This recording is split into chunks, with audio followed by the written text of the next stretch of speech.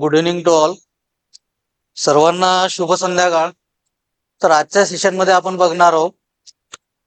मागील लेक्चरमध्ये आपण पाहिलेलं होतं की जे काही लेक्चर झालं त्या लेक्चरमध्ये आपण पाहिलं आपली जी काही बॅच आहे MCR अँड IBPS AFO 2026. तर या बॅच मध्ये ही बॅच कशा प्रकारची रन होणार आहे, त्यानंतर बॅच मध्ये कोणकोणते टॉपिक्स कव्हर केल्या जाणार आहेत, त्यानंतर बॅचची फीज वगैरे काय आहे, तर हे आपण मागच्या जे काही झालेलं लेक्चर आहे या फर्स्ट लेक्चर मध्ये आपण पाहिलं. तर आजचं जे काही लेक्चर आहे या लेक्चरमध्ये आपण जे काही इंट्रोडक्टरी पार्ट आहे आपल्या सिलेबसशी रिलेटेड तो पार्ट बघणार आहोत. तर ते बघू. तर चला,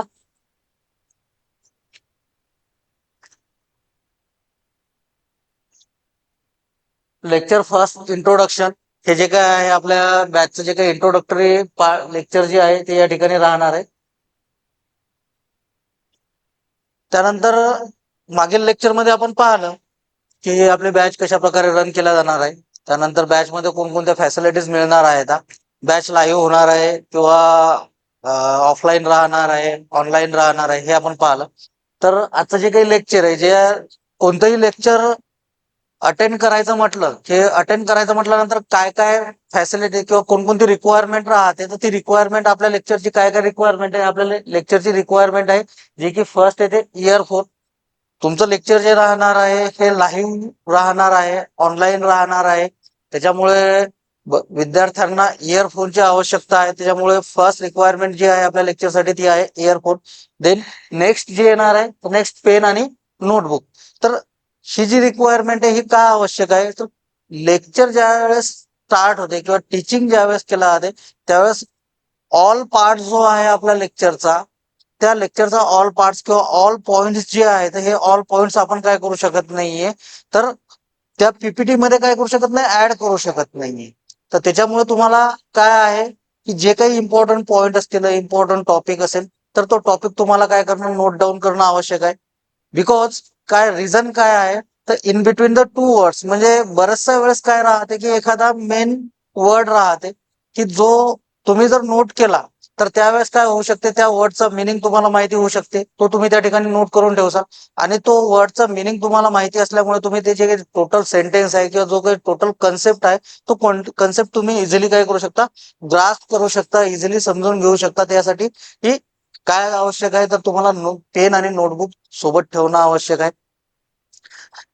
कारण काय आहे की एखादी कोणतीही गोष्ट जर असेल किंवा कोणताही टॉपिक असेल, कोणताही कन्सेप्ट असेल, तर तो तुम्हाला समजून घेण्यासाठी त्या वर्डचं मिनिंग समजून घेणं आवश्यक आहे. आणि वर्डचा मिनिंग समजला तरच तो पूर्ण टॉपिक तुमच्या लक्षात येईल. आणि बऱ्याचशा वेळेस काय होते की काही महत्वाच्या गोष्टी असतात जे आपल्या टॉपिकशी रिलेटेडही नसते, बट आपण काय करतो, तर बोलता बोलता त्या ठिकाणी त्या लेक्चरमध्ये काय केला जाते, ऍड केल्या जातात. तर ते जे काही पॉईंट असतात, जे मोस्ट इम्पॉर्टंट पॉईंट राहतात, ते आपण काय करू शकतो, त्या ठिकाणी नोट डाऊन करू शकतो. तर याच्यासाठी काय आपल्याला आवश्यक आहे, जी लेक्चरची रिक्वायरमेंट आहे ती लेक्चरची रिक्वायरमेंट इयरफोन, त्यानंतर पेन आणि नेक्स्ट येते नोटबुक. तर हे तुम्हाला त्या ठिकाणी तुमच्याकडे असणं आवश्यक आहे. नेक्स्ट, आता बघा बऱ्याचशा वेळेस काय होते की आपण बऱ्याचशा एक्झाम फेस करतो.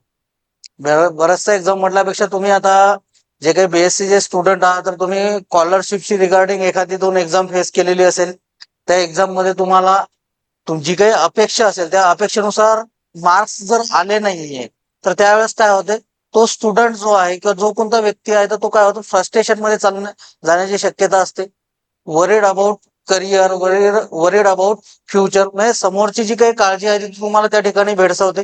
तर अशा कंडिशन मध्ये नेमकं करायचं काय, कंटिन्यू करायचं का त्याच ठिकाणी स्टॉप करायचा, हे आपल्याला काय होते त्या ठिकाणी या दोन द्विधेमध्ये किंवा या कन्फ्युजन मध्ये आपण काय राहतो, तो फसलेलो असतो. तर अशा कंडिशन मध्ये काय करायचं आणि काय करायचं नाहीये, तर त्या संदर्भात मी आपण एक काय करू, तर जो काही लेक्चर आहे, जे काही सेक्शन आहे, हे तुम्हाला जे काही द्विधा आहे किंवा जे काही कन्फ्युजन आहे ते कन्फ्युजन मधून बाहेर निघण्यासाठी पण जे काही आता आपण पाहणार आहोत ती गोष्ट किंवा ती जी काही एक स्टोरी आहे ही तुम्हाला हेल्प करेल.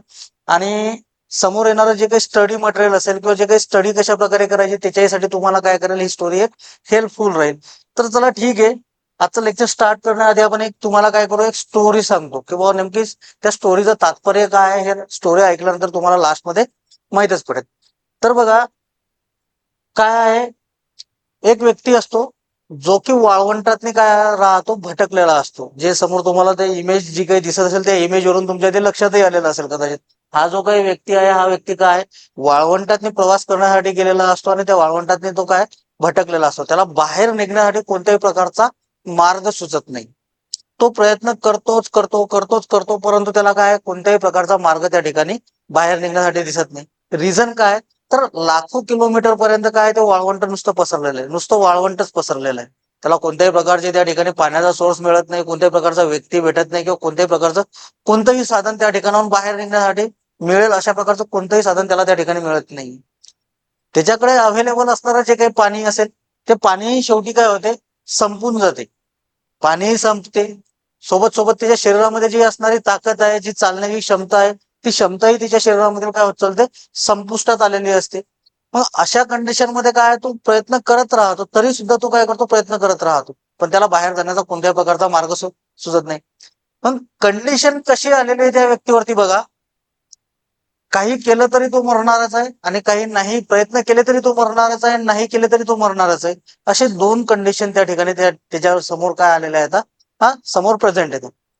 मग या कंडिशन मध्ये त्या व्यक्तीने ठरवलं की बाबा या ठिकाणी कोणताही प्रयत्न नाही जरी केला तरी आपण या वाळवंटात नाही मरणार आहोत, आणि प्रयत्न केल्यावरही जर काही सोर्स मिळाला तर ठीक आहे, अदरवाईज आपण या ठिकाणी वाळवंटामध्येच मरणार आहोत. मग एक काम करू, प्रयत्न करून मर, काय करू, प्रयत्न करू. प्रयत्न केल्यानंतर कमीत कमी असं तरी वाटणार नाही की नाही बाबा शेवटच्या श्वासापर्यंत आपण काय केलं नाही, कोणत्याही प्रकारचा प्रयत्न केला नाहीये, बिना प्रयत्न केल्याच काय झालंय आपल्या या ठिकाणी डेथ झालेली. मग थोडं काही अंतरावरती तो काय करतो, त्याची पूर्ण शक्ती पायामध्ये एक ओढून तो परत चालण्यास सुरुवात करतो. काही अंतरावर चालतो, त्याला थोडीशी समोर काय येते, एक झोपडी असल्याचं जाणवते, बट त्याला असं वाटतं की नाही आपण एवढ्या वेळेचा प्रयत्न करत आहोत, समोर काहीच नाही, हा सुद्धा आपला काय आहे, एक भ्रम आहे. पण तरी तो भ्रमाच्या दिशेने काय होत चालतो, चालत समोर, आणखी समोर चालतो, ती झोपडी आणखी क्लिअर दिसायला लागते, आणखी समोर चालतो, पूर्णतः ती झोपडी दिसायला लागते. मग त्याला असं श्वासात श्वास आल्यासारखं वाटतं की नाही समोर काहीतरी अवेलेबल आहे. मग अशा कंडिशन मध्ये काय, तर तो समोर चालत चालत त्या झोपडीमध्ये पोहोचतो. झोपडीमध्ये गेल्यानंतर बघतो तर झोपडीमध्ये कोणीच नाहीये. मग परत त्याला त्याच्या हाती निराशा लागते. आजूबाजूला बघतो तर आजूबाजूला एक हँडपंप अवेलेबल आहे. हँडपंप मध्ये ज्यावेळेस तो पाणी पिण्यासाठी जातो, हँडपंपला काय करतो, तो हापसतो वगैरे, तर त्या हँडपंप मधून पाणी येत नाही, परत निराशा हाती लागते. मग परत इकडे तिकडे झोपडीमध्ये बघतो काही आहे का, कुठे काही ठेवलेलं आहे का, तर झोपडीच्या एका कॉर्नरला काय एक बॉटल लटकवलेली असते, आणि ती बॉटल कशानं फिलअप केलेली आहे, पूर्ण भरलेली आहे, तर पाण्यानं भरलेली आहे. तो धावत पळत जातो आणि ती बॉटल उचलतो आणि जस्ट पाणी पिण्यासाठी जाणार, तर तेवढ्यात त्याला एक समोर काय दिसते, त्या बॉटलवरती चिठ्ठी लटकवलेली दिसते, एका कागदावरती काहीतरी लिहिलेलं दिसते. मग तो वाचतो, तर त्या कागदावरती लिहिलेलं असतं की या बॉटलमध्ये असलेलं पाणी तुम्ही हँडपंप मध्ये टाका, त्या हँडपंप मधून तुम्हाला काय मिळेल, पाणी मिळेल. मग त्याच्या समोर अशी कंडिशन तयार झालेली आहे की हे पाणी जर हँडपंप मध्ये टाकलं आणि हँडपंप मधून पाणी जर नाही मिळालं तर काय करायचं, आणि हे पाणी जर मी स्वतः पिऊन घेतलं तर समोर येणारा दुसरा कोणता एखादा त्याच्यासारखा भरकटलेला व्यक्ती असेल तर त्या व्यक्तीसाठी काय ठेवायचं. त्याच्याकडे जी कंडिशन अवेलेबल आलेली आहे, किंवा जी कंडिशन त्याच्यासमोर उद्भवलेली आहे, ती कंडिशन मीन्स कोणती, डू ऑर डाय कंडिशन त्या ठिकाणी प्रेझेंट आहे. तर मग या कंडिशन मध्ये तो काय करतो, कसा बसा विश्वासाने की नाही बाबा याच्यामधून पाणी निघेल, या विश्वासाने तो काय करतो, तो पाणी त्या हँडपंप मध्ये ऍड करतो आणि परत हापसतो, तर त्या ठिकाणून त्या हँडपंप मधून काय निघते, पाणी येते. खूप खुश होतो, खूप खुश होतो, कारण त्याला काय की त्याला जो विश्वास होता तो विश्वास काय झालेला आहे, सत्यात उतरलेला आहे. आणि हँडपंप मधून खूप पाणी, थंडगार पाणी पिणार, त्याच्यानंतर बॉटल भरून ऍज इट इज ती चिठ्ठी जशी होती तशाच प्रकारे त्या बॉटलला ऍड करून देतो. मग परत इकडे तिकडे बघतो तर झोपडीच्या आणखी दुसऱ्या कॉर्नरमध्ये त्याला काय मिळते, आणखी एक बॉटल दिसते, आणि त्या बॉटलमध्ये परत एक चिठ्ठी किंवा एका कागदावरती काहीतरी लिहिलेलं होतं. तर त्या कागदावरती जी काही लिहिलेलं होतं तो होता त्या वाळवंटामधून बाहेर पडण्याचा नकाशा. तो वाचतो, रीड करतो, आणि डोक्यामध्ये साठवून ती चिठ्ठी परत त्या बॉटलमध्ये ऍड करून बाहेर निघतो. झोपडीमधून थोड्याशा अंतरावरती गेल्यानंतर त्याला परत काहीतरी आठवते. तो परत झोपडीकडे वळतो आणि वापस येऊन ज्या बॉटलवरती असं लिहिलेलं होतं, ज्या चिठ्ठीवरती की बाबा हे पाणी तुम्ही हँडपंप मध्ये टाकल्यानंतर त्या हँडपंप मधून पाणी येते, तर त्या ठिकाणी तो तो जे काही लिहिलेलं आहे त्या ठिकाणी दुसरा कागद ऍड करून दुसऱ्या कागदावरती तो लिहितो की विश्वास करा की हे या बॉटल मधील पाणी तुम्ही हँडपंप मध्ये टाकल्यानंतर 100% ते त्या हँडपंप मधून काय आहे ते पाणी येते. तर मीन्स काय, तर त्याने एका विश्वासाने किंवा समोरचा जो काही भरकटलेला व्यक्ती असेल त्या व्यक्तीला त्याने खात्रीपूर्वक सांगितलं की या ठिकाणी त्या हँडपंप मधून काय आहे ते पाणी येते आणि तो त्या वाळवंटामधून बाहेर निघतो. तर ही गोष्ट सांगण्यामागे किंवा ही स्टोरी तुम्हाला सांगण्यामागे त्याच्या मागचं एकच तात्पर्य आहे की प्रयत्नांती परमेश्वर. जर त्या व्यक्तीने वाळवंटामध्ये पाणी संपलं, त्याच्या शरीरामध्ये कोणत्याही प्रकारची ताकद राहिलेली नव्हती, अशा कंडिशन मध्ये जर त्यानं त्या ठिकाणी गिव्हअप केलेलं असतं तर तो वाळवंटामधून कधीच बाहेर पडू शकला नसता. तर याचं तात्पर्य काय आहे की बाबा तुम्ही प्रयत्न करत राहा, प्रयत्नांती काय आहे परमेश्वर आहे. मीन्स काय, तर ज्या विद्यार्थ्यांना असं वाटते की नाही गड्या आपण प्रयत्न केले, भरपूर साऱ्या एक्झाम दिल्या परंतु आपल्याला यश मिळालेलं नाहीये, बट तुम्ही त्या ठिकाणी खचून न जाता तुम्ही काय करा, प्रयत्न करत राहा. तुमची जिथपर्यंत लिमिट आहे, जिथपर्यंत तुम्हाला वाटते तिथपर्यंत तुम्ही प्रयत्न करत राहा. शेवटी कुठे ना कुठेतरी तुम्हाला काही ना काही फुल ना फुलाची पाकळी तुमच्या हातामध्ये काही ना काहीतरी ही देऊन जाईल. तर हेच या गोष्टी मागचं काय आहे तात्पर्य आहे. आपण बऱ्याचशा वेळेस काय करतो, तर कारण दाखवतो. कारण दाखवतो मीन्स काय, सर मला काम आहे, मला वेळ नाहीये, माझ्याकडे फोन नाहीये, माझ्याकडे हे नाही ते नाहीये, अशा प्रकारच्या काय करतो, तर काही गोष्टींना समोर करून आपण काय करतो, अभ्यासाची टाळाटाळ करतो. तर हे आपल्याला या ठिकाणी काय करायचं नाहीये, करायचं नाहीये. कितीही ऍडव्हर्स कंडिशन आली, कशाही प्रकारची कंडिशन असली, तर ऍडव्हर्स कंडिशन ही पर्टिक्युलर फक्त तुमच्या आयुष्यामध्ये किंवा जे काही विद्यार्थी आहेत यांच्याच आयुष्यामध्ये नाहीये, तर प्रत्येक व्यक्तीच्या आयुष्यामध्ये काय आहे, ऍडव्हर्स कंडिशन आहेत, प्रॉब्लेम्स आहेत, कठीणही आहेत, डिफिकल्टीज आहेत. परंतु त्याच्यावरती काय केला जाते, मात केला जाते. तीच कंडिशन एनी टाइम राहत नाहीये, ती कुठे ना कुठे काय आहे तर निघून जाते. तर या या गोष्टीचं सांगायचं उदाहरण किंवा ही गोष्ट सांगण्यामागचं तात्पर्य हेच आहे की तुम्ही तुमच्या कंडिशनचा किंवा परिस्थितीचा बाऊ न करता, बाऊ मीन्स काय, त्याला खूप मोठं न करता त्या परिस्थितीवरती मात करण्याचा प्रयत्न करा. आणि तुमचा जो काही स्टडी आहे, तुमचे जी काही एक्झाम तुम्ही फेस करत आहात, तर त्या एक्झामच्या स्टडीसाठी तुम्ही कॉन्सन्ट्रेटेड काय करा, त्या ठिकाणी टाइम प्रोव्हाइड करा. कारण काय आहे की जिथपर्यंत तुमच्या हातातली वेळ आहे तिथपर्यंतच तुम्ही प्रयत्न करू शकता. एकदा का तुम्ही एज बार झाले, मीन्स तुमचं जे काही एज लिमिट आहे पर्टिक्युलर एक्झाम देण्याचं, ते एज निघून गेल्यानंतर तुम्ही कितीही प्रयत्न केले, काही केले, तर तुम्हाला ती परत एक्झाम काय करता येत नाही, देता येत नाहीये. तर त्यासाठीच सांगत आहो मित्रांनो, तर तुमच्याकडे जो काही वेळ आहे तो त्या वेळेचा युटिलायझेशन करा, परिस्थितीचा बाऊ करू नका. आणि जी काही तुमची एक्झाम आहे, मीन्स जी काही आपली IBPS AFO असेल किंवा ऍग्रिकल्चरच्या एनी अदर एक्झाम असतील ना, त्या एक्झामचा काय करा, चांगलं कॉन्सन्ट्रेटेड स्टडी करा आणि ते एक्झाम फेस करा. 100% सांगतो की तुम्हाला तुमच्या हातात काय मिळून जाईल, तुम्हाला यश मिळून जाईल. तर ठीक आहे, तर चला आजचं लेक्चर जे आहे आपल्या या सेशनला काय करू आपण, आजच्या लेक्चरचं जे काही लेक्चर आहे त्या लेक्चरला आपण स्टार्ट करून देऊ. तर बघा मित्रांनो, आता जे काही सेशन आहे हे सेशन आपलं इंट्रोडक्टरी आहे. सोबत सोबत आपण काही ऍग्रिकल्चरचा पार्ट आहे, आपल्या लेक्चरचा पार्ट आहे, याच्यामध्ये काय करणार आहोत, पाहणार आहोत.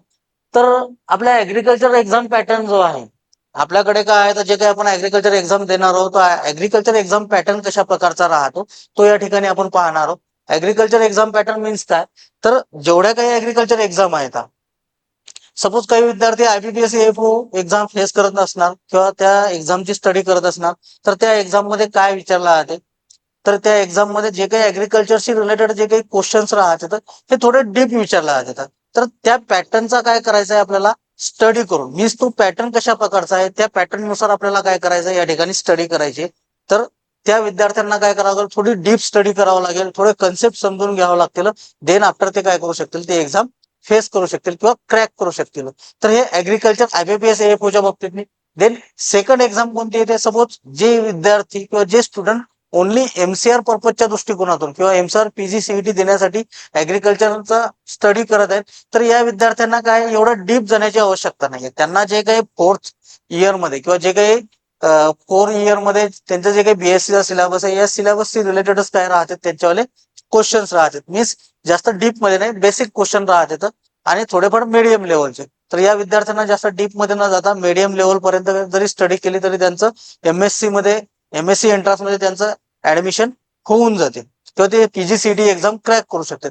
याच्या व्यतिरिक्त अदर जे काही विद्यार्थी स्टुडंट असतील जे ऍग्री एमपीएससी फेस करत असतील तर त्या विद्यार्थ्यांना काय करावं लागेल, ऍग्री एमपीएससी ऍग्रिकल्चरच्या सब्जेक्ट सोबतच अलाइड सब्जेक्ट जे आहेत मीन्स अदर जे काही सब्जेक्ट आहेत जसं इतिहास असेल, भूगोल असेल, जीके ज्याला म्हणतो आपण, त्या जीके सब्जेक्ट जीकेचे जे काही सब्जेक्ट असतील त्या सब्जेक्टचा त्यांना सोबत अभ्यास स्टडी करावा लागेल. करंट अफेअरचा स्टडी करावा लागेल. बट ऍग्रिकल्चरचाही सोबत स्टडी करावं लागेल. याच्या व्यतिरिक्त अदर जे काही एक्झाम असतील या एक्झामचं पण काय करावं लागेल, एक्झाम मध्ये येणारे जे काही सब्जेक्ट असतील त्यांचा सुद्धा त्यांना काय करावं लागेल, स्टडी करावं लागेल. हे झालं ऍग्रिकल्चर एक्झामच्या पॅटर्नच्या बाबतीत. सोबत नेक्स्ट दिलेलं आहे आपल्याला पॅटर्न ऑफ आयबीपीएस एएफओ. आता आयबीपीएस एएफओचा पॅटर्न कशा प्रकारचा आहे आपण पाहिलेलं किंवा बऱ्यापैकी विद्यार्थ्यांना माहिती आहे की आयबीपीएस एएफओ मध्ये तीन टर्म मध्ये काय केलं जाते, त्याची एक्झाम घेतल्या जाते. एक राहते प्री, सेकंड राहते मेन्स, थर्ड राहते इंटरव्ह्यू. तर हे तुम्हाला चांगल्या प्रकारचं माहिती आहे.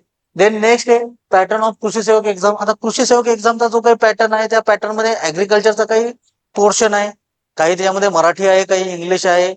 त्यानंतर क्वांट आणि रिझनिंग ज्याला बुद्धिमत्ता चाचणी आणि जे गणित आहे तर हे त्या ठिकाणी आलेलं आहे. तर याचाही काही पोर्शन आहे. काही इतिहास, भूगोल, नागरिकशास्त्र, जीकेचा पोर्शन आहे. करंट अफेअर त्याच्यामध्ये काही विचारला जाईल. तर या पॅटर्न नुसार काय करावं लागेल, विद्यार्थ्यांना त्या एक्झाम वरती फोकस करावं लागेल. सोबत नेक्स्ट दिलेलं आहे कन्सेप्ट अँड फॅक्ट. आता कन्सेप्ट अँड फॅक्ट मीन्स काय, तर कन्सेप्ट मीन्स काय आणि फॅक्ट मीन्स काय हे आधी समजून घेऊ. त्यानंतर समोरच्या लेक्चरला आपण, समोरच्या पोर्शनला आपण स्टार्ट. कन्सेप्ट मीन्स काय, तर कोणतीही एखादी गोष्ट असेल, कन्सेप्ट हे जे राहतात हे समजून घ्यावे लागतात. समजून घ्यावे लागतात. त्याच्या मागील तो कशा प्रकारची एखादी वस्तू जर तयार झालेली असेल किंवा एखादं जे काही सपोज एक्झाम्पलच्या बेसवरती सॉइल स्ट्रक्चर आहे, हे स्ट्रक्चर कशा प्रकारचं आहे सॉइलचं हे आपल्याला काय करावं लागेल, समजून घ्यावं लागेल. की बॉस एक्झाम्पल प्लेटी स्ट्रक्चर, प्रिझमॅटिक स्ट्रक्चर, हे जे काही स्ट्रक्चर आहेत हे स्ट्रक्चर कशा प्रकारचे तयार झालेले आहेत. प्लेटी स्ट्रक्चर का म्हटलेलं आहे, प्लेटी स्ट्रक्चरच का म्हटलेलं आहे, तर त्याचं जे काही शेप आहे हा प्लेट लाईक शेप आहे. तो कशापासून तयार होतो, कसा बनतो, हे आपल्याला त्या कन्सेप्च्युअली काय करावं लागेल, समजून घ्यावं लागेल. त्याला काय म्हणतो आपण, कन्सेप्ट. बट प्लेटी हे जे काही वर्ड आहे, हे वर्ड जो आहे ही झाली एक फॅक्ट. तर ही फॅक्ट काय करायची आपल्याला ऍज इट इज काय करावं लागते, एक्सेप्ट करावं लागते. त्याच्यामध्ये समजण्यासारखं काही नाहीये, त्याच्यामध्ये काही सांगण्यासारखं वेगळं काही नाही. ती समोर जशी दिलेली आहे तशीच एक्सेप्ट करणं, त्याच्यामध्ये वेगळं काही नाहीये. बट कन्सेप्ट जो आहे तो आपल्याला काय करावा लागतो, त्या ठिकाणी समजावा लागतो, समजून घ्यावा लागतो. आणि देन आफ्टर तो आपल्याला काय होतो, लक्षात राहतो नेहमीसाठी. तेच जर आपण आहे तसाच जर एक्सेप्ट करतो म्हटलं तर तो तुमच्या दीर्घ कालावधीसाठी किंवा दीर्घ काळासाठी काय राहत नाही, तुमच्या आठवणीत राहत नाहीये. तो काही कालांतरानंतर तो काय होतो, विसरून जातो. बट फॅक्ट जे आहे ते तुम्हाला ऍज इट इज काय करावं लागतं, तर एक्सेप्ट करावं लागतं. तर हा कन्सेप्ट आणि फॅक्ट मधील काय आहे, एक डिफरन्स आहे. तर हे तुम्हाला समजणं खूप महत्वाचं आहे. नेक्स्ट बघू. आता नेक्स्ट दिलेलं आहे आपल्याला tricks to crack the exam. आता हे झालं ऍग्रिकल्चर एक्झामचा पॅटर्न कसा आहे, आयबीपीएस एक्झाम पॅटर्न आहे, कृषी सेवक एक्झाम पॅटर्न आहे, कन्सेप्ट काय राहते, फॅक्ट काय राहते, हे आपण या ठिकाणी पाहिलं. नेक्स्ट बघू, जी काही एक्झाम आहे आपल्याला ही एक्झाम आपण क्रॅक्स करण्यासाठी कोणकोणत्या ट्रिक्सचा युज करणार आहोत, काय ट्रिक्स राहते. आता मीन्स तुम्हाला स्टडी करण्यासाठी काय जाईल, थोडेसे जे काही आपला ऍग्रिकल्चरचा जो काही सिलेबस आहे मित्रांनो, हा सिलेबस कशा प्रकारचा आहे, खूप वास्ट सिलेबस आहे, खूप मोठा सिलेबस आहे. तुम्ही जर पाहिलं एमसीआरचाही पॅटर्न पाहिला, एमसीआरचा स्टडी मटेरियल किंवा सिलेबस जर पाहिला तर खूप वास्ट सिलेबस दिलेला आहे. देन आयबीपीएस मध्ये जर जातो म्हटलं तर त्याही मध्ये काय खूप वास्ट सिलेबस आहे. मग नेमकं वाचायचं काय आणि काय वाचायचं नाही हे आपल्याला कळणं खूप महत्वाचं आहे. आणि जिथपर्यंत हे कळत नाहीये तिथपर्यंत काय करू शकत नाही आपण, एक्झाम क्रॅक करण्याच्या जवळ पोहोचू शकत नाही किंवा इझिली एक्झाम काय करू शकत नाही, आपण क्रॅक करू शकत नाही. तर त्याच्यासाठी काय काही ट्रिक्स आपण तयार केलेल्या आहेत किंवा काही ट्रिक्स आपण या ठिकाणी सांगणार आहोत. Tricks to crack the exam. Exam crack करण्यासाठी काही ट्रिक्स आपण या ठिकाणी पाहिलेल्या आहेत. आता ट्रिक्स कोणत्या आहेत ते बघू आपण. हे बघा मित्रांनो, त्याच्यामध्ये दिलेले ट्रिक्स मीन्स काय, आता हे बघ, हे जे आहे हा एक क्वेश्चन आहे. क्वेश्चन म्हटल्यापेक्षा ही काय एक योजना आहे. करंट म्हटल्यापेक्षा 2016ला काय केलेली ही योजना एक लॉन्च केलेली स्कीम आहे जी शेतकऱ्यांसाठी आहे. कशासाठी, शेतकऱ्यांसाठी. आणि 2016 मध्ये ही लॉन्च झाली आहे. बट हिचा टाइम पिरियड जो आहे तो काय केला गेलेला आहे, एक्सटेंड केलेला आहे. 2021-22 पर्यंत आधी ही स्कीम किंवा ही जी काही योजना आहे ही योजना लागू केलेली होती 2021-22 पर्यंत, 2016 ते 21-22 म्हणजे 5 वर्षाचा जो काही कालावधी आहे तिथपर्यंत. बट आता सध्या करंटली काय केल्या गेलेले गव्हर्नमेंट ऑफ इंडियानं ही एक्सटेंड केलेली आहे कुठपर्यंत 25-26 पर्यंत. मग आता ती एक्सटेंड केलेली असल्यामुळे काय झालं तर करंट ऍग्रिकल्चर अफेअरमध्ये काय केल्या गेलेले एक्झाम हे स्कीम इन्व्हॉल्व्ह झालेली आहे. आणि त्या स्कीमच्या बेसवरती काय केलं गेलेलं आहे तर या वर्षी जी काही 2025 हे जे एक्झाम झालेली आहे IBPS AFO ची, तर तिच्यामध्ये त्या स्कीम वरती काय पडलाय क्वेश्चन आलेला आहे. लिंक कशा प्रकारची आहे बघा, जी स्कीम किंवा जी योजना 2016 मध्ये लॉन्च झाली आणि 2021-22 पर्यंत तिचा टाइम पिरियड होता 5 वर्षाचा. त्याच्यानंतर तोच टाइम पिरियड काय झाला एक्सटेंड करण्यात आला कुठपर्यंत 25-26 पर्यंत, म्हणजे आणखी 5 वर्ष वाढवण्यात आला. तर वाढवण्यात आला तर तो कधी वाढवण्यात आला 2021-22 मध्ये किंवा या वर्षी त्याच्यामध्ये त्याच्या काही जे काही मिनिस्ट्री आहे त्या मिनिस्ट्रीनं काहीतरी एक स्टेटमेंट दिले, त्या स्टेटमेंटच्या बेसवरती काय केल्या गेले ही स्कीम एक्सटेंड करण्यात आली.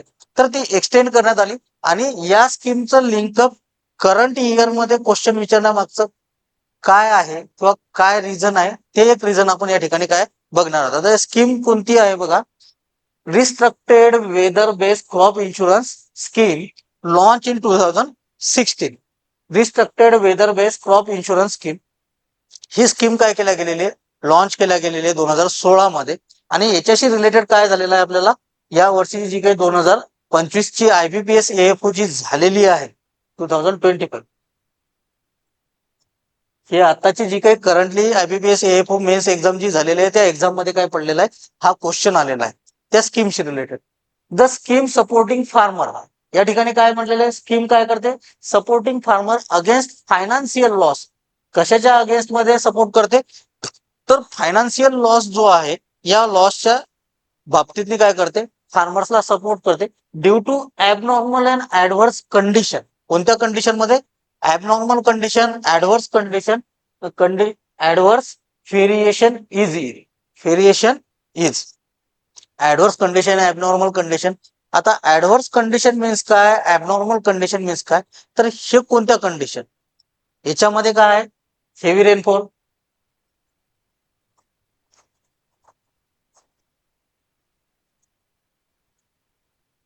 हेवी रेनफॉल असेल, लेस रेनफॉल असेल, त्यानंतर टेम्परेचर असेल, हाय ह्युमिडिटी असेल,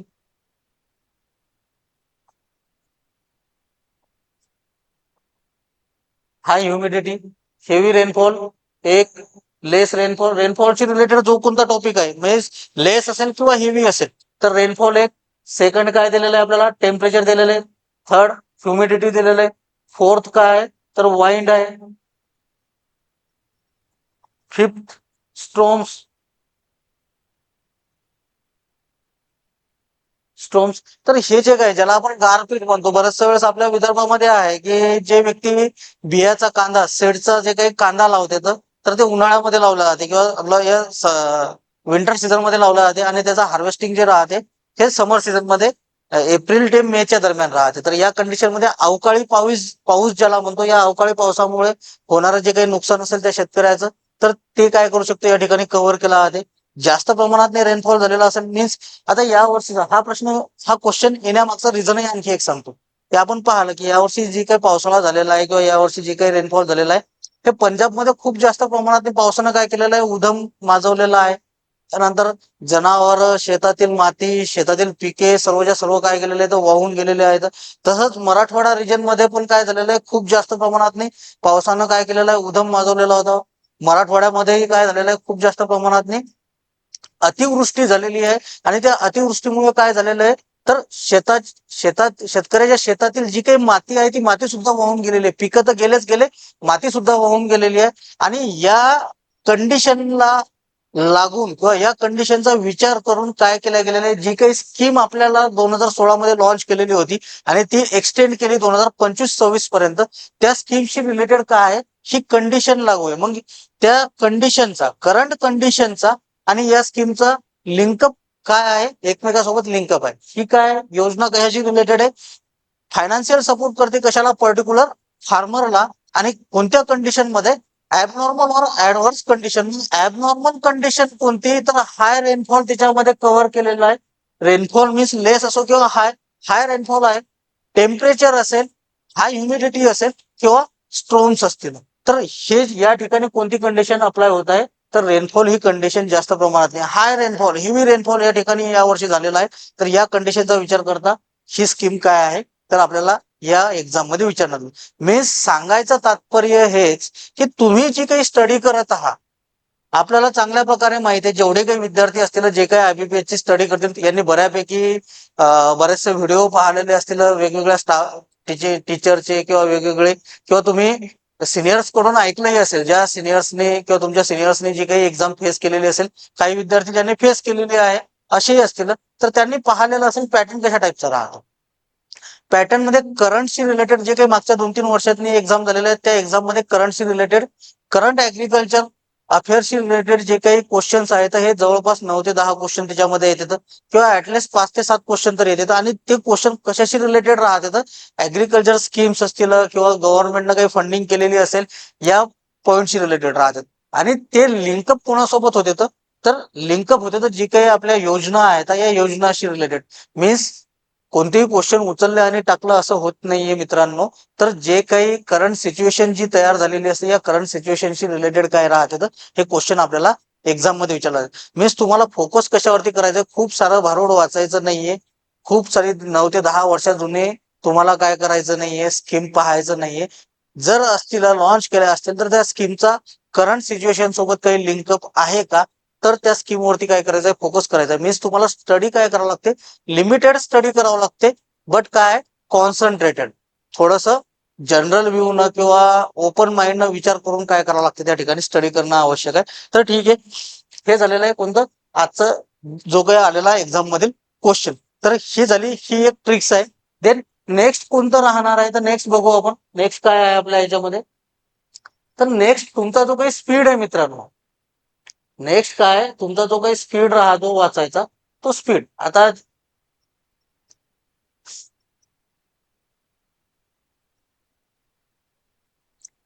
नेक्स्ट जो आहे तुमचा स्पीड. आता समोर तुम्हाला काय दिलेला आहे, पॅरेग्राफ आहे. आता जनरली माझा टॉपिक नाहीये इंग्लिश हा सब्जेक्ट, किंवा मी बऱ्याचशा वेळेस तुम्हाला आता सुरुवातीलाही सांगितलं की IBPS पॅटर्न मध्ये क्वांट आहे, रिझनिंग आहे, मॅथ आहे, त्यानंतर इंग्लिश आहे आणि ऍग्रिकल्चर. माझा टॉपिक आहे ऍग्रिकल्चरशी रिलेटेड किंवा ऍग्रिकल्चर या सब्जेक्टला टीच करणं. पण तुम्हाला एक जनरल ऍज अ ट्रिक्सचा आपला विषय चालू होता, त्याच्यामुळे मी याच्यावरती आलेलो इंग्लिशच्या. तर समोर तुम्हाला काय दिलेलं आहे बघा, समोर तुम्हाला एक पॅरा दिलेला आहे, पॅराग्राफ दिलेला आहे. आणि या पॅराग्राफला काय करायचंय, पर्टिक्युलर 1 मिनिट मध्ये किती रीड करणं होते तुमच्याकडून. म्हणजे समोर जो काही पॅराग्राफ दिलेला आहे, हा 1 मिनिटामध्ये तुमच्याकडून किती प्रमाणात रीड करणं होते, होल पॅराग्राफ रीड करणं होते का, लिमिटेड 50% पर्यंत, 25%, 60%, 70%, हे तुम्हाला काय करायचंय, अनालिसिस करायचंय. स्वतःचं अनालिसिस काय करायचंय, स्वतःला करायचंय. जेणेकरून तुमचा जो काही स्पीड आहे, हा जो काही स्पीड आहे, रिडिंग स्पीड काय करतो, एक्झाम मध्ये मॅटर करतो. आपल्याला एक्झामला अशी कोणती एक्झाम आहे का की नाही बाबा, तुम्ही एक्झामला गेले आणि त्या एक्झामसाठी तुम्हाला वाटेल तेवढा टाइम त्या ठिकाणी प्रोव्हाइड केलेला आहे, तुम्ही जिथपर्यंत देऊ शकता, असं आहे का, नाहीये. तर त्या कोणतीही एक्झाम असेल, तुम्ही जी काही एक्झाम फेस करता, त्या एक्झामला काय केलेलं आहे, टाइम लिमिट राहते. त्या टाइम लिमिट मध्ये काय करावं लागतं तुम्हाला, इंग्लिशचे जे काही क्वेश्चन असतील तेही सॉल्व्ह करायचे, क्वांटिटीचे क्वेश्चन सॉल्व्ह करायचे, रिझनिंगचे क्वेश्चन सॉल्व्ह करायचे, आणि अदर जे काही क्वेश्चन अदर जो काही पोर्शन असेल तोही तुम्हाला काय करायचा आहे, फ्री मध्ये. तुम्ही 3 सब्जेक्ट आहेत, 3 सब्जेक्टचे क्वेश्चन सॉल्व्ह करणे.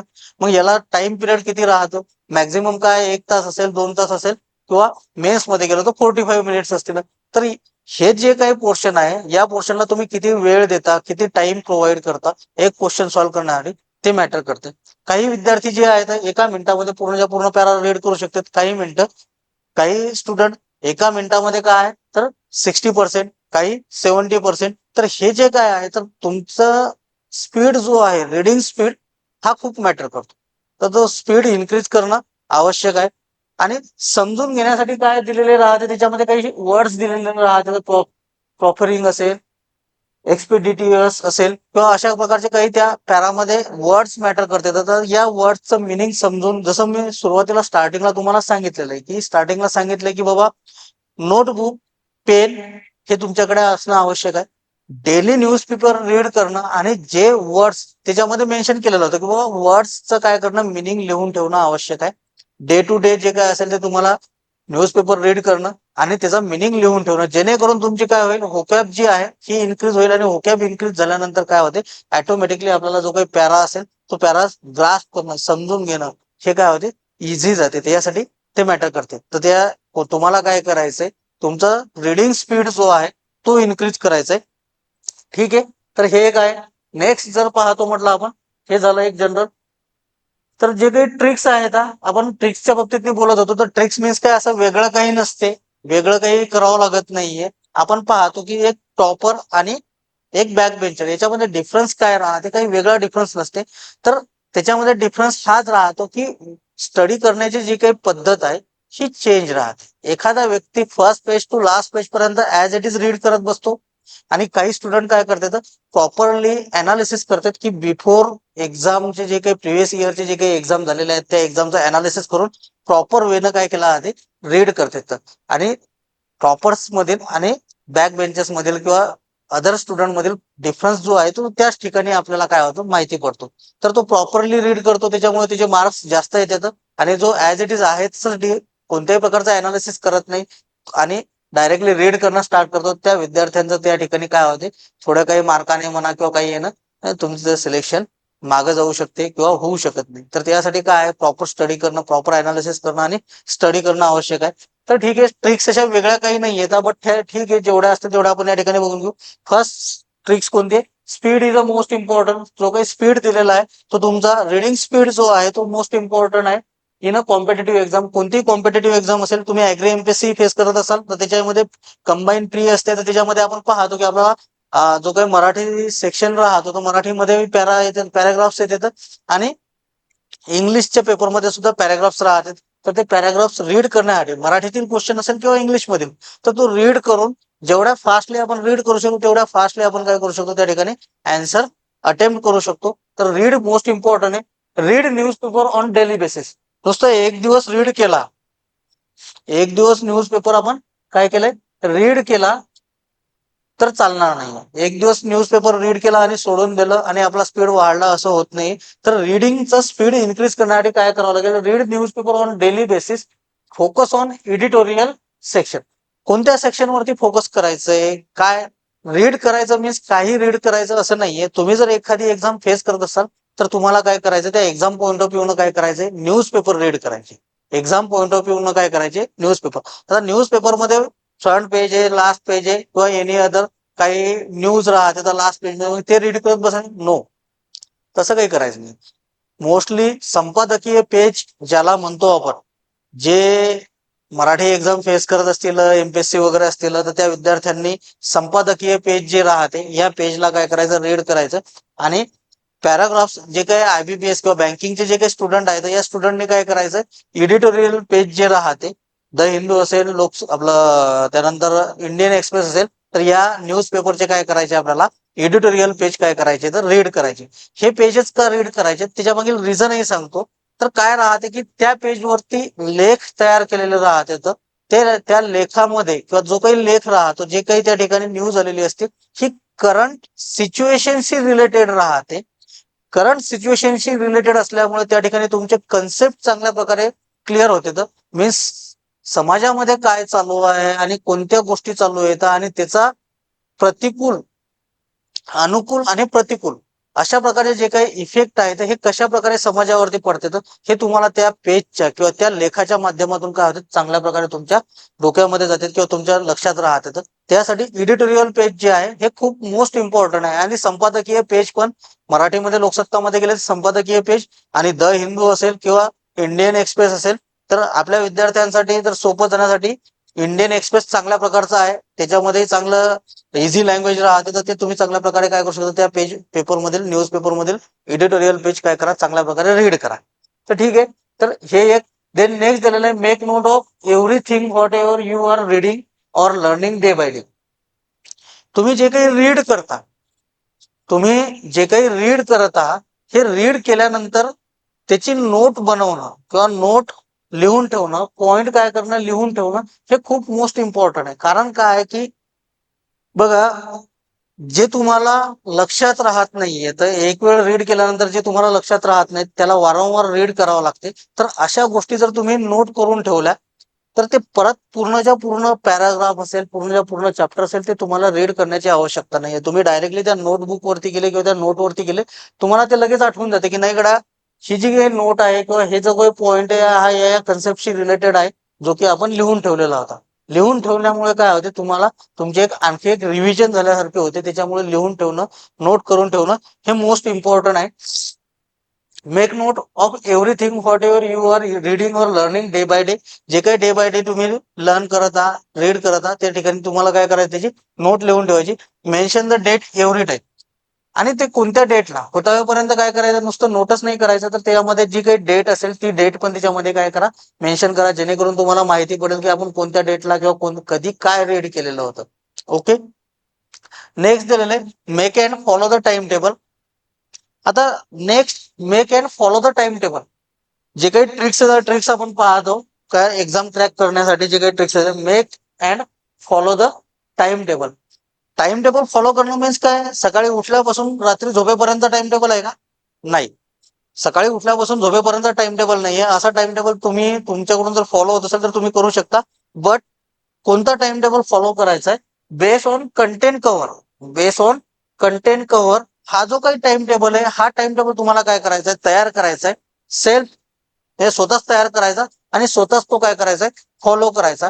फर्स्ट डे तुम्हाला काय जाईल, त्रास होईल की नाही गड्या आपलं एवढं झालं नाही. Second day, third day, fourth, fifth, six असं करता तुम्हाला 7 दिवसापर्यंत काय जाईल, त्याचा त्रास जाईल. बट तुम्ही 8व्या दिवशी, 9व्या दिवशी त्या टाइम टेबल वरती काय करसाल, येऊन जासाल आणि तुम्हाला काय होईल, ती रुटीन मध्ये येऊन जाईल तुमच्या. आणि तुम्ही काय एक ऍस्पिरंट आहात, तर तुम्हाला ते करणं आवश्यक आहे.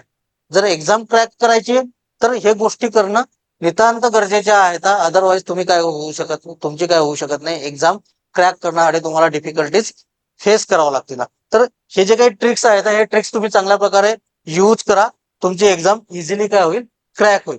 तर बेस्ड ऑन कंटेंट कव्हर. आता based on content cover means काय, तर तुम्ही जो काही टाइम टेबल केलेला आहे, ठीक आहे, त्या टाइम टेबल मध्ये तुम्हाला मेन्शन करायचं की बाबा आजचं जे काही लेक्चर आहे, मी रोजच्या टाइम टेबल मध्ये एवढ्या एवढ्या कालावधीमध्ये किंवा काळामध्ये, टाइम पिरियड मध्ये मी सरांनी आज जे काही शिकवलेलं आहे हे रीड करणार आहोत. सोबत सोबत मला सॉइल सायन्सचा, एएसडीएसचा, ॲग्रोनॉमीचा, क्वांटचा, रिझनिंगचा किंवा इंग्लिशचा एवढा पोर्शन काय करायचा आहे आजच्या लेक्चरमध्ये किंवा आजच्या डेटमध्ये कव्हर करायचा आहे. मग या बेसवरती काय होईल, फर्स्ट डेला तुम्ही तेवढं कव्हर करू शकणार ना. तुम्ही लेक्चर अटेंड केलेलं लेक्चर जे आहे ते तुम्ही रीड करसाल किंवा परत व्ह्यू करसाल. त्यासोबत सोबत सॉइलचा जो काही पोर्शन असेल तुमचा, जेवढा तुम्ही ठरवलेला आहे त्यापेक्षा शॉर्ट पोर्शन तुम्ही काय करसाल, कव्हर करसाल. बट तुम्ही ऍटलिस्ट त्या टाइम टेबल नुसार जात तर आहात. ऍक्शन तर घेता. जेणेकरून आज तुम्ही ऍक्शन घेतली मीन्स काय झालंय की तुम्ही त्याच्यामध्ये पहिलं पाऊल टाकलेलं आहे आणि हळूहळू तुम्ही काय करसाल, जेवढा काही तुम्ही टाइम टेबल बनवलेला आहे त्या टाइम टेबल मध्ये काय करसाल, स्वतःला ऍडजस्ट करसाल आणि त्यानुसार तुम्ही वर्कआउट करणं स्टार्ट करून देसाल. तर त्यावेळेस काय होईल, तुमचं ऑटोमॅटिकली जो काही तुमचं बिफोर एक्झामच्या आधी म्हणजे जी काही येणारी एक्झाम डेट आहे, त्या एक्झाम डेटच्या आधी तुमचा सिलेबस काय होईल, रीड करून झालेला असेल आणि तुम्ही परत त्या ठिकाणी काय करसाल, रिव्हिजन साठी स्टार्टअप करसाल. तर हे काय, हे एक बेस ऑन कंटेंट कव्हर. तर हा टाइम टेबल तुम्हाला त्या ठिकाणी काय करेल, हेल्पफुल राहील. तर हे तुम्हाला लक्षात ठेवायचं. नेक्स्ट दिलेलं आहे सेल्फ इव्हॅल्युएशन. सेल्फ इव्हॅल्युएशन किंवा self evaluate your self every day. काय केलेलं आहे, self evaluate your self every day before sleeping. Before sleeping means काय, तर तुम्ही ऍज अ ऍस्पिरंट या नात्याने तुम्ही स्टडी करत आहात एखाद्या एक्झामची, आयबीपीएस एएफओ ची स्टडी करत आहात. समोर येणारे 2026 हे तुमच्यावाला टार्गेट आहे. आयबीपीएस एएफओ मध्ये मला सिलेक्शन, माझं सिलेक्शन झालंच पाहिजे, हे तुमच्यावाला टार्गेट आहे. तुमच्या मागे भरपूर साऱ्या गोष्टी अवेलेबल, गोष्टीचं तुमच्यावर प्रेशर आहे. जे काही XYZ, कोणाला लग्न करायचं असेल, कोणाच्या घरची परिस्थिती सुधारायची असेल, कोणाला XYZ एनी अदर जे काही कंडिशन असतील. बट त्या कंडिशन मध्ये तुम्हाला काय करायचं, एवढं सारं प्रेशर असतानाही तुम्हाला काय करायचंय, येणाऱ्या एक्झाम 2026 ची जी काही एक्झाम आहे त्या एक्झाम मध्ये तुमचं सिलेक्शन कंपल्सरी झालंच पाहिजे. तर याच्यासाठी तुम्हाला काय करायचंय, बिफोर स्लीपिंग जे काही ट्रिक्स दिलेले आहे या ट्रिक्स मध्ये self evaluation yourself every day before sleeping. रोज झोपण्याआधी 2 मिनिटाचा वेळ लागतो, 2 मिनिटही नाही, 1 मिनिटाचा वेळ लागतो. की बाबा आजचा दिवस आपण कशा प्रकारे युटिलाइज केला, आजच्या दिवसामध्ये आपण काहीतरी वेगळं केलेलं आहे का, किंवा आपण जो काही शेड्यूल ठरवलेला आहे त्यानुसार आपण वागलेलो आहोत का, काय करत आहोत. तर हे काय करायचंय आपल्याला, बिफोर स्लीपिंग 1 मिनिट, 1 मिनिट लागते, जास्त वेळ लागत नाही, मस्त शांततेत डोळे लावायचे आणि इव्हॅल्युएट करायचे की आज मी काय केलेलं. तुमच्या डोक्यामध्ये सकाळी उठल्यापासून रात्री झोपेपर्यंतचा जो काही तुम्ही ऍक्टिव्हिटी केल्या असतील, सर्वच्या सर्व ऍक्टिव्हिटी काय होते त्या ठिकाणी रप रप रप रप रप रप येऊन देतात. हा, तुम्ही रीड केलंय किती मिनिटं, जे काही 1 तास लायब्ररीमध्ये गेले, त्यानंतर 1 तास फिरायला गेले, 1 तास मूवी बघितला, रील्स बघितल्या, जे काही असेल ऑल ओव्हर तुमच्या समोर काय आहे ते समोर दिसते त्या 1 मिनिटामध्ये. मग तुम्हाला माहिती पडते की नाही यार, आपण आजचा दिवस जो आहे हा एवढा एवढा वेळ आपण गमावलेला आहे, एवढा वेळ आपण रील्स बघण्यात गमावलेला आहे, एवढा वेळ आपण बाहेर फिरण्यात गमावलेला आहे, एवढा वेळ या ठिकाणी गेलेलो आहे. तर आज जर तुम्ही तो वेळ गमावलेला असेल तर उद्या तुम्ही बिफोर स्लीपिंगच्या आधी परत जर तेच अनालिसिस केलं, तर तुम्हाला परत जर तेच जाणवलं, तर तुम्हाला काय वाटेल की नाही आपला दिवस काय झालेला आहे, नॉट युटिलाइज. मीन्स काय केलेलं आहे तुम्ही, युजफुल मध्ये तुमचा काय केलेलं नाही, कोणत्या तरी ही निरर्थक गोष्टीमध्ये तुमचा दिवस वाया गेलेला आहे हे तुम्हाला जाणवेल. आणि ज्या दिवशी तुम्हाला अशा प्रकारचं जाणवेल त्या दिवशी तुम्ही काय करसाल, दुसऱ्या दिवशी सेकंड डेला तो टाइम पिरियड कशा प्रकारे युटिलायझेशन मध्ये आणायचा ऍज अ पॉइंट ऑफ आपलं एक्झाम पॉइंट ऑफ व्ह्यूच्या दृष्टिकोनातून, तर ते तुम्हालाच किंवा कोणालाच सांगायची आवश्यकता पडत नाही, मला किंवा कोणत्याही एखाद्या व्यक्तीला सांगण्याची आवश्यकता पडत नाही. ते तुम्ही स्वतः काय करू शकता, अनालिसिस सेल्फ इव्हॅल्युएशन करून तुम्ही तो काय करू शकता, टाइम युटिलाइज करू शकता. त्यासाठी काय, बिफोर स्लीपिंगच्या आधी काय करायचं, सेल्फ अनालिसिस करायचं, सेल्फ इव्हॅल्युएशन करायचं बिफोर स्लीपिंग. तर हे जे काही 6 पॉईंट आहेत, हे 6 पॉईंट काय करायचे तुम्हाला लक्षात ठेवायचे.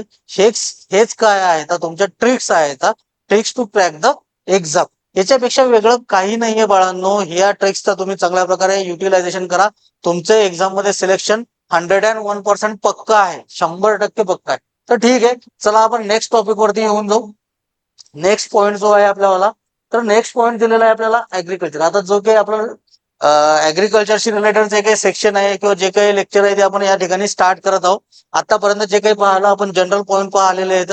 तुम्हाला लेक्चरची रिक्वायरमेंट काय राहणार आहे, एक स्टोरी झाली आहे त्याच्यामध्ये आपण, त्यानंतर आयबीपीएस जे काही एक्झामचा पॅटर्न आहे तो पॅटर्न कशा प्रकारचा राहणार आहे, त्यानंतर tricks to crack the exam, कोणकोणत्या ट्रिक्स आहेत, कशा प्रकारे त्याच्यावरती क्वेश्चन विचारला जातात, हे आपण या ठिकाणी काय केलेलं आहे पाहिलेलं आहे. आता नेक्स्ट दिलेलं आहे आपल्याला मोस्ट इम्पॉर्टंट जे काही आपलं ऍग्रिकल्चर म्हटल्यानंतर आपल्याला ऍग्रिकल्चर एमसीआरचा असेल किंवा ऍग्रिकल्चरचा सिलेबस जो आहे त्याची सुरुवात करायची म्हटलं की आपल्याला ऍग्रिकल्चर, कारण काय मेन पॉईंट तो आहे. तर ठीक आहे, ऍग्रिकल्चर पासून काय करू आपण स्टार्ट करू.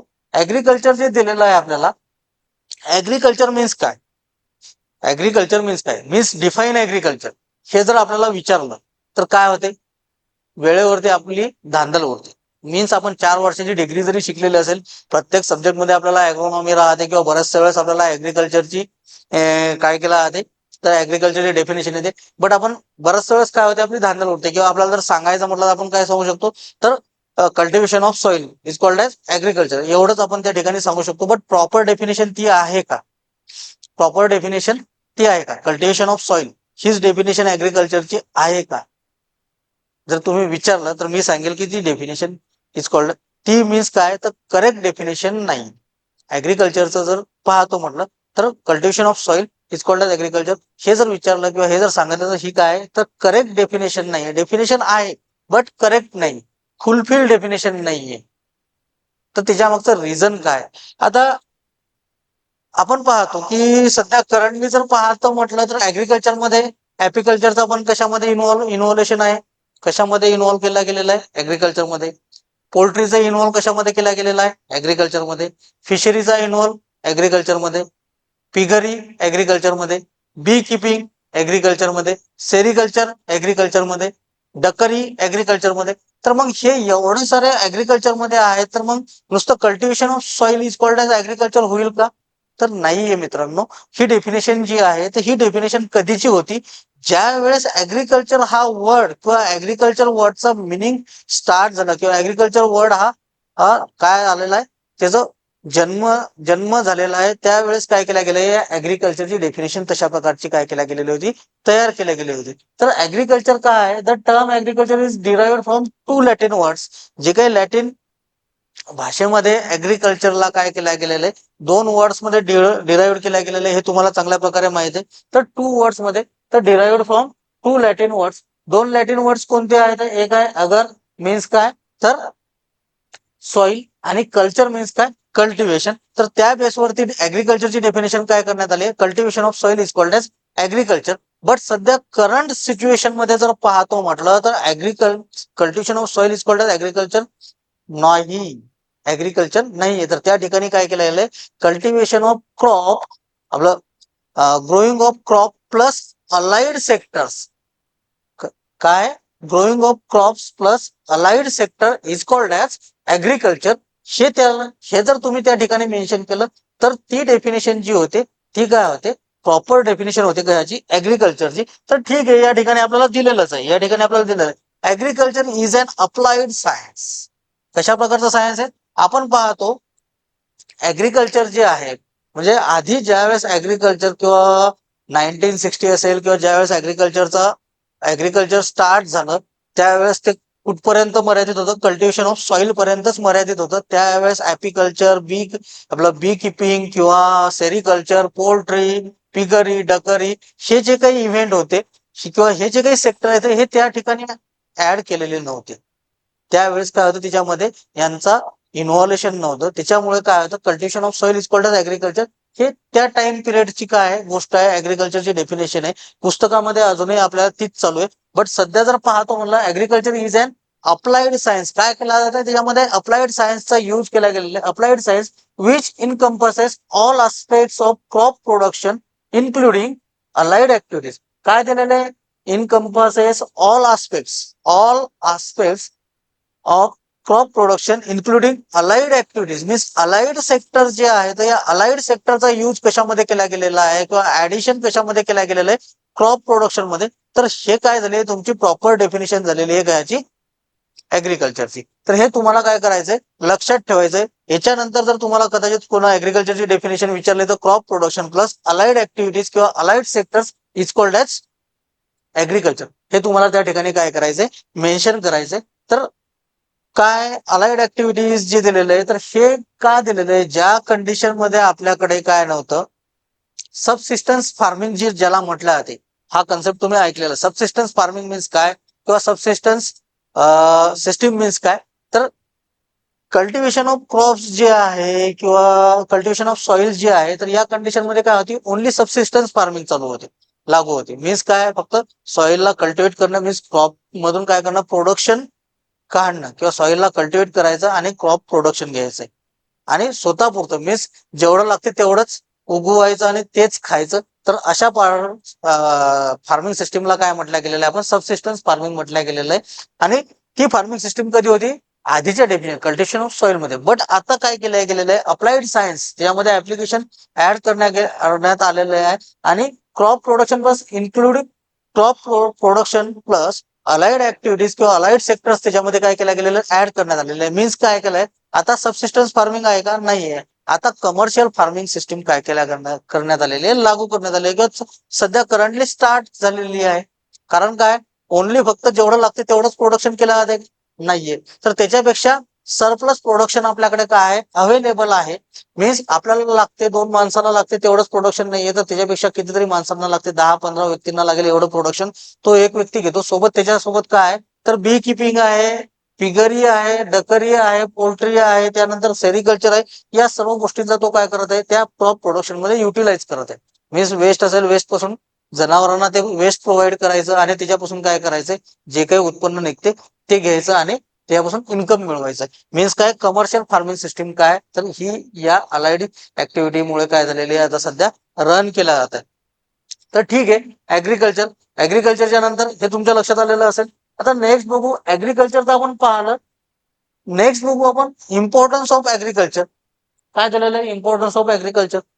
आता नेक्स्ट पॉइंट जो आहे आपल्याला, तो काय, इम्पॉर्टन्स ऑफ ऍग्रिकल्चर आहे. आता तुमच्या लक्षात आलेलं असेल की बाबा स्टार्टिंग पासून आपण पाहिलं की बाबा इम्पॉर्टन्स तर भरपूर सारे आहेत, काही मेन इम्पॉर्टन्स जे आहेत आपण ते या ठिकाणी कव्हर करतो. बाकीचे इम्पॉर्टन्स तुम्हाला चांगल्या प्रकारचे माहिती आहेत, ज्याच्यावरती क्वेश्चन मे बी पडू शकते, म्हणजे मी शाश्वती नाही देऊ शकत. की याच्यावरती येतीलच म्हणून, पण बऱ्याचशा वेळेस आलेले आहेत काही क्वेश्चन वगैरे या पॉइंट वरती, त्याच्यामुळे तुम्हाला त्या ठिकाणी तो पॉइंट घेतो. तर इम्पॉर्टन्स ऑफ ऍग्रिकल्चर मध्ये जर आलो तर आपण पाहतो की ज्या वेळेस 1947 जर पाहतो म्हटलं आपण, 1947चा जर काळ पाहतो म्हटलं, तर या कंडिशन मध्ये किंवा या टाइम पिरियड मध्ये आपल्या देशाची जी काही कंडिशन होती, ही कंडिशन कशा प्रकारची होती, तर जेवढं काही पॉप्युलेशन आहे, या ऑल पॉप्युलेशन मधील 80% पॉप्युलेशन जे आहे, किती पर्सेंट, 80% पॉप्युलेशन जे आहे हे totally depend on agriculture sector. कशावरती डिपेंड होतं, totally depend on agriculture sector. 80% population, remaining 20% population जे आहे तर अदर सेक्टरवरती असेल.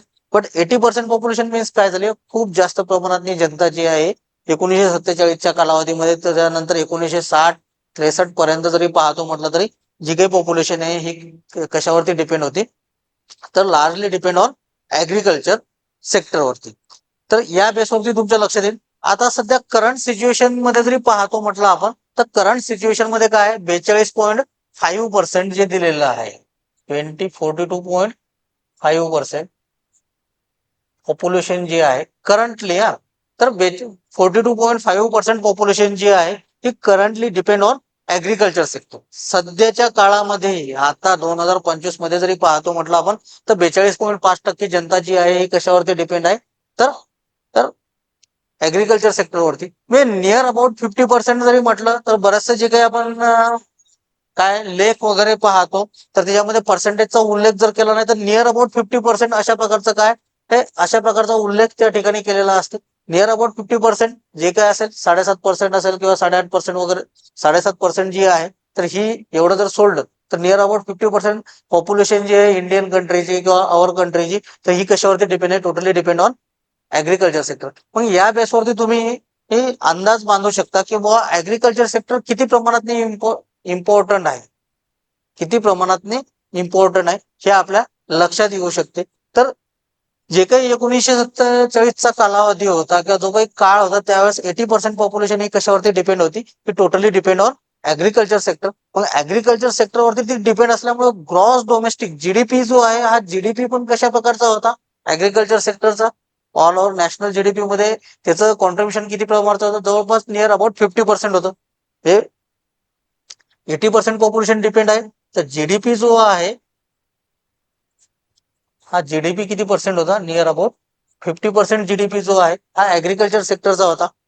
मग याचं ट्रान्समिशन जे आहे, ट्रान्सफॉर्मेशन जे आहे, हे कसं झालंय, ज्यावेळेस भारत स्वतंत्र झाला तर त्याच्यानंतर काय झालं की फूड क्रायसिस आलंय. 1960 मध्ये काय फूड क्रायसिस आला, फूड क्रायसिस नंतर त्यामध्ये ग्रीन रिव्होल्युशन करण्यात आलं, आणि ऍग्रिकल्चर सेक्टर मधील जी काही जनता आहे, ही जनता किंवा हे जे काही पॉप्युलेशन आहे, फर्स्ट सेक्टर कोणतं होतं त्या कंडिशन मध्ये 1947 मध्ये, तर त्यावेळेस फर्स्ट सेक्टर जे होतं हे कोणतं होतं, ऍग्रिकल्चर सेक्टर. या फर्स्ट सेक्टर मधील जे काही प्रायमरी सेक्टर मधील जे काही जनता आहे किंवा जे काही पॉप्युलेशन आहे, यांचं ट्रान्समिशन कशामध्ये, सेकंडरी अँड टर्शरी सेक्टरमध्ये ट्रान्समिट होणं स्टार्ट होऊन झालं.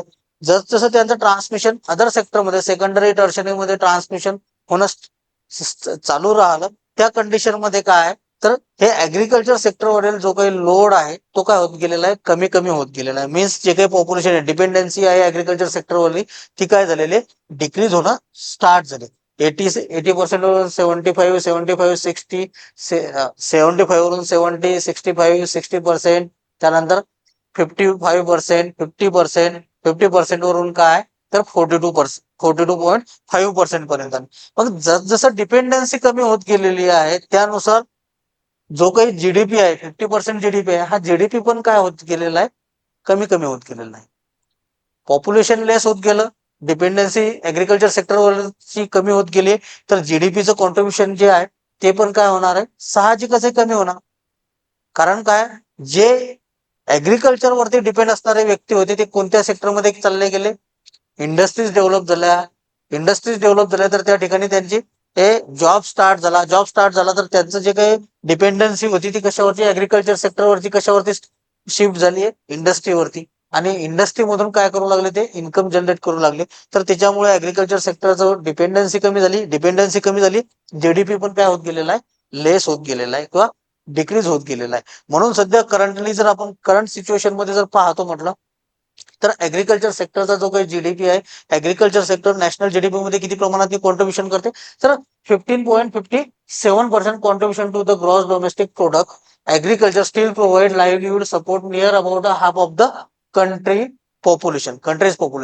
म्हणजे जवळपास जे काही पॉप्युलेशन आहे किंवा एम्प्लॉयमेंट क्रिएट करून देण्याचं किंवा एम्प्लॉयमेंट जनरेशनचं काम कोण करते, ऍग्रिकल्चर सेक्टर किती प्रमाणात करते, near about sorry near about जी काही जनता आहे 50% म्हणजे 42.5% जनता जी आहे टोटली डिपेंड कशावरती आहे, तर आपल्या ऍग्रिकल्चर सेक्टरवरती. मग या बेसवरती तुम्हाला कळून चुकलं असेल की बाबा ऍग्रिकल्चर सेक्टरचं इम्पॉर्टन्स किती प्रमाणात आहे, हे आपण या ठिकाणी काय करत आहोत, पाहत आहोत.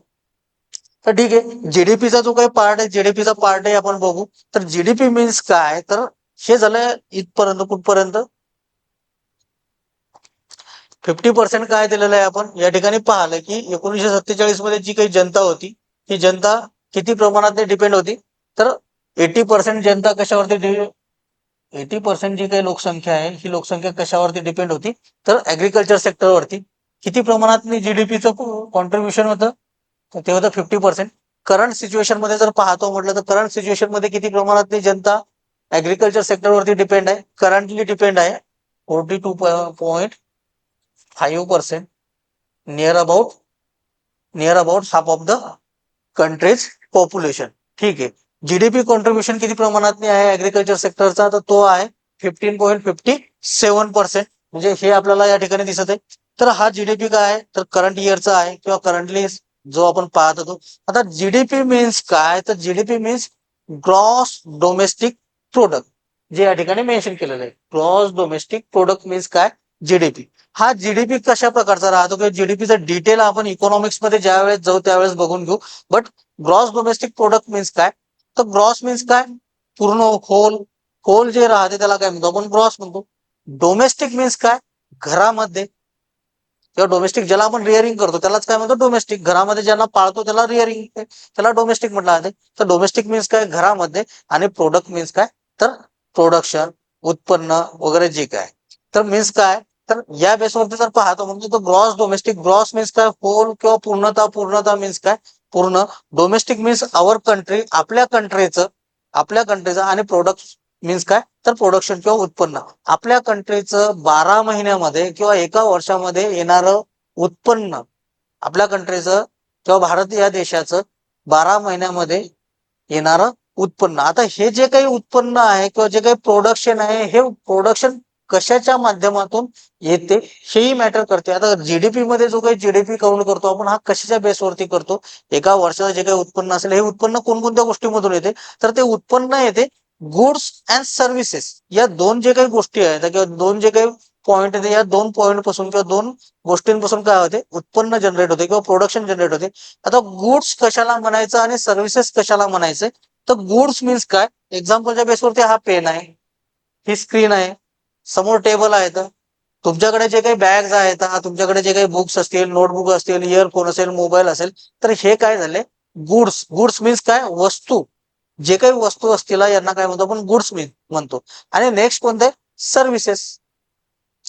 हे जे काही गुड्स असतील या गुड्सला सेल करून किंवा विकून त्याच्यापासून जे काही पैसे मिळते, तर ते वर्षाच्या अखेरमध्ये जे काही असतील, जेवढे काही येते, तर ते काय झालं आपल्याला उत्पन्न. म्हणजे ऑल ओव्हर जे काही देशामध्ये जेवढ्या काही वस्तू असतील त्यांना सेल करून 12 महिन्यामध्ये जेवढं काही उत्पन्न येईल ते ते काय झालं, त्याच्यावाला एक गुड्स पासून जनरेट होणारं इन्कम. देन सर्व्हिसेस काय, गुड्स अँड सर्व्हिसेस. तर सर्व्हिसेस मीन्स काय, मी तुम्हाला जे काही देत आहो, मी तुम्हाला जे काही टीच करत आहो, तुम्हाला जे काही सांगत आहो, ही काय झाली माझी सर्व्हिस. म्हणजे मी काय करत आहो, एक सर्व्हिस प्रोव्हाइड करत आहो. कशाला, कोणाला, माझ्या विद्यार्थ्यांना. ही एक सर्व्हिस माझी. एखादा डॉक्टर जर ट्रीटमेंट करत असेल तर ती त्या डॉक्टरची सर्व्हिस झालेली आहे. एखादा टीचर टीचिंग करत असेल तर ती विद्यार्थ्यांप्रती त्याची काय झालेली आहे, सर्व्हिस झालेली आहे. एखादा लॉयर केस केस काय करत आहे, लढवत आहे, तर ती त्या लॉयरची सर्व्हिस झालेली आहे. एखादी कंपनी उबेर असेल, जे फॅसिलिटीज प्रोव्हाइड करते तर ती त्याची सर्व्हिस झालेली आहे. उबेर असेल, ओला असेल किंवा एनी अदर सेक्टर्स मध्ये जर पाहतो म्हटलं आपण, एखादा बिझनेसमॅन असेल तर तो वस्तू प्रोव्हाइड करते किंवा प्रोडक्शन करते, ती त्याची सर्व्हिस झालेली आहे. एखादा लेबर एखादं काम करते, ती त्याची सर्व्हिस झालेली आहे. तर या सर्वांच्या पासून जे काही मिळणारं वर्षाच्या अखेरीस जे काही उत्पन्न आहे पूर्ण देशाचं, गुड्स अँड सर्व्हिसेस, वस्तू आणि त्यांच्या सेवा यांच्यापासून जे काही मिळणारं उत्पन्न आहे हे वर्षाच्या अखेर 12 महिन्यामध्ये, तर ते काय केलं आहे, काउंट केलं आहे आणि त्याच्यापासून जे काय आहे ऑल ओव्हर सर्वांचं, तर त्यालाच काय म्हणतो आपण, ग्रॉस डोमेस्टिक प्रोडक्ट म्हणतो, सर्वांचं गुड्स अँड सर्व्हिसेसचं. तर हे झालं तुमच्याकडे ग्रॉस डोमेस्टिक प्रोडक्ट. तर हे काय जनरली आपल्या डोक्यामध्ये जीडीपी म्हटल्यानंतर काय येते, शेअर मार्केट, खाली वरी जो काही कर्सर जातो असा खाली वरती जो जातो, तर हे आपल्या डोक्यामध्ये राहते. बट तशाच प्रकारचं काय पैशाच्या स्वरूपातली जे येते, जे काही आपल्याकडे अवेलेबल आहे त्यालाच काय म्हटलं जाते, जीडीपी म्हटलं जाते, ऑल ऑल ओव्हर कंट्रीचं. तर ठीक आहे. आणि त्याच कंट्रीमध्ये काय, तर जसं अदर सेक्टर आहे तर ह्याच प्रकारचं ऍग्रिकल्चर पण काय एक सेक्टर आहे. मग ऍग्रिकल्चर पासून पण काही ना काही प्रमाणात जीडीपी किंवा काही ना काही ग्रॉस डोमेस्टिक व्हॅल्यू जनरेट होत असेल, होत नाही का? साहजिकच आहे, होते. कारण काय, जे काही इंडस्ट्रीज असतील त्या इंडस्ट्रीजला रॉ मटेरियल प्रोव्हाइड करण्याचं काम कोण करते, ऍग्रिकल्चर सेक्टर करते.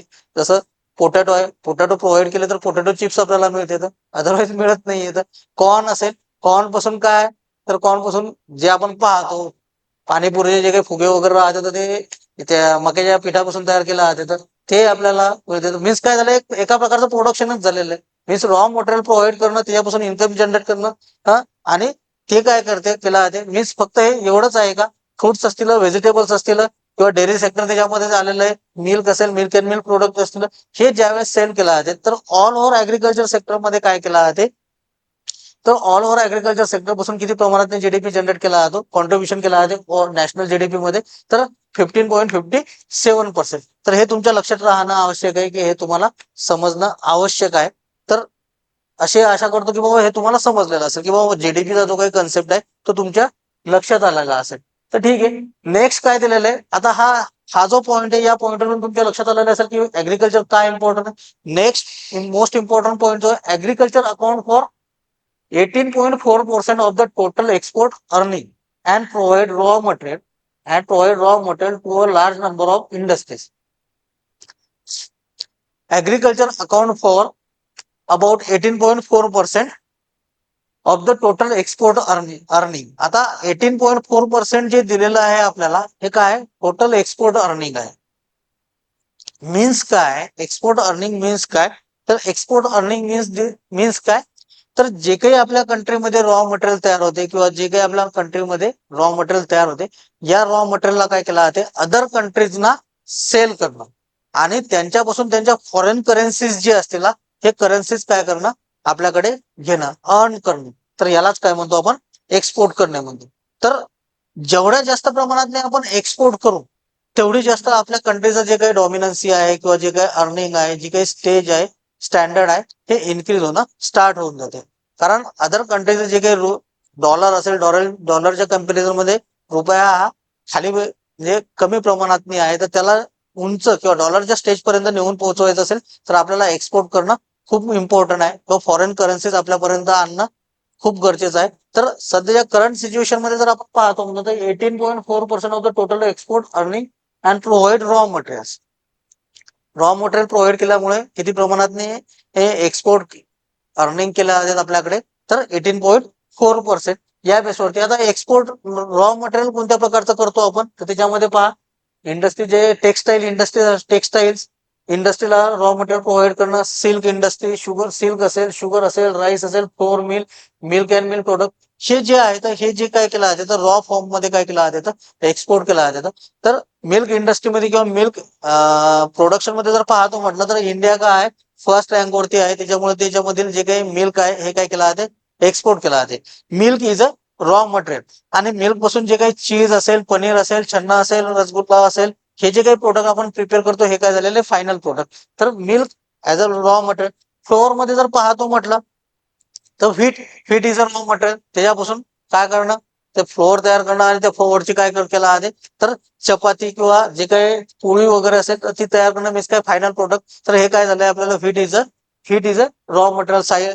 राईस असेल, शुगर असेल, सिल्क असेल, टेक्सटाईल असेल, तर हे काय झालेलं आहे, तर हे रॉ मटेरियल काय केलं आहे, तर सेल केलं आहे, त्यापासून एक्सपोर्ट काय केलं आहे, अर्निंग केलं आहे. तर हे कोणत्या ठिकाणी, फॉरेन कंट्रीजला. तर या बेसवरती पण काय, ऍग्रिकल्चर मोस्ट इम्पॉर्टंट आहे. नेक्स्ट दिलेलं आहे India depend heavily on the agriculture sector. India काय depend heavily on agriculture sector specially on the food production unit after the 1960 crisis in a food sector. आपण स्टार्टिंगलाच काय पाहिलंय 42.5% near about half of the country's population. Means काय एवढं जर population कशावरती depend आहे ऍग्रिकल्चर सेक्टरवरती तर समजून जायचं की काय दिलेलं आहे आपल्याला India's depend heavily on the agriculture sector. India's depend heavily on agriculture sector या बेसवरती specially on the food production unit after the 1960 crisis in food sector. आणि याही ठिकाणी दिलेलं आहे की 1960चा जे काही क्रायसिस फूड सेक्टरचा जो काही क्रायसिस होता 1960 मध्ये जे काही फूड क्रायसिस आलेलं होतं तर या कंडिशन मध्ये इंडियाची जी काही परिस्थिती होती ही कशा प्रकारची होती ही खूप दयनीय अवस्था होती. कारण जे काही प्रोडक्शन होतं हे त्या व्यक्तीला लागेल किंवा जेवढं पॉप्युलेशन आहे एवढ्या पॉप्युलेशनला लागेल एवढं प्रोडक्शन पण काय होत नव्हतं भारतामध्ये प्रोड्यूस केलं जात नव्हतं. तर त्यावेळेस काय आलेलं होतं फूड क्रायसिस ही कंडिशन भारतावरती उद्भवलेली होती आपल्या कंट्रीमध्ये आलेली होती. तर या कंडिशनचा विचार करता 1960 या फूड क्रायसिसचा विचार करता जे काही आपले त्यावेळेचे प्रधानमंत्री होते त्यांनी काय मेन्शन केलं अनाऊन्स केलेलं होतं की सोमवार हा जो दिवस आहे हा दिवस ऍज अ उपवास ज्याला आपण आता उपवास म्हणतो तो उपवास म्हणून काय केला जावा पाळला जावा. तर त्या कंडिशन जर एखादे प्रधानमंत्री आपल्याला त्या ठिकाणी सांगत असतील की बाबा हा दिवस तुम्ही उपवास म्हणून पाळा तर समजून जायचं की त्यावेळेची कंडिशन कशा प्रकारची होती म्हणजे ती इमर्जन्सी किती प्रमाणात असेल हे आपल्याला त्या गोष्टीवरून एक नॅशनली काय केलं जाते अनाऊन्स केला जाते की हा सोमवार हा दिवस तुम्ही काय करा ऍज अ एक उपवास म्हणून पाळा जेणेकरून त्या एका दिवसाचं जे काही फूड लागणार आहे तेवढं एका दिवसाचं फूड आपल्याला काय करता येईल समोरच्या दिवशी यूज करता येईल. तर हे त्या कंडिशन मध्ये किंवा त्या परिस्थितीमध्ये काय केलं गेलेलं होतं सांगण्यात आलेलं होतं. त्यावेळेचे जे काही प्रधानमंत्री होते त्यांनी ते सांगितलेलं होतं. तर या कंडिशनच्या बेसवरती काय केलं 1963 किंवा 1965 मध्ये हाय इल्डिंग व्हेरायटीज हा प्रोग्राम रन करण्यात आला आणि या प्रोग्रामच्या अंडरमध्येच काय तर ग्रीन रिव्होल्युशन करण्यात आला. आणि ग्रीन रिव्होल्युशन आल्यानंतर त्या ठिकाणी आपली जी काही कंट्री आहे ही कंट्री काय झाली तर तर ज्याला काय म्हणता येईल तर स्वतःचं अन्न स्वतः तयार करण्या योग्य झालेली आहे. आता सध्या करंट सिच्युएशन जर पाहतो म्हटलं आपण तर जो काही 2 व्यक्ती असेल तर ते फार्मर्स काय करू शकतो त्याच्यापेक्षा कितीतरी व्यक्तींना ते फूड प्रोव्हाइड करेल एवढं प्रोडक्शन काय करू शकतो सध्या करंटली प्रोड्यूस करू शकतो. देन नेक्स्ट दिलेलं आहे the green revolution came into existence with the aim to improve the agriculture in India. तर ग्रीन रिव्होल्युशन काय झालंय हाय यील्डिंग व्हरायटीजच्या अंडरमध्ये ग्रीन रिव्होल्युशन हा प्रोग्राम रन करण्यात आलाय. Then existence with the aim to improve the agriculture in India. Green revolution आल्यानंतर इंडियाची जी काही कंडिशन आहे पुढच्या बाबतीतनी ती काय झालेली आहे चांगल्या प्रकारची इम्प्रूव्ह झालेली आहे.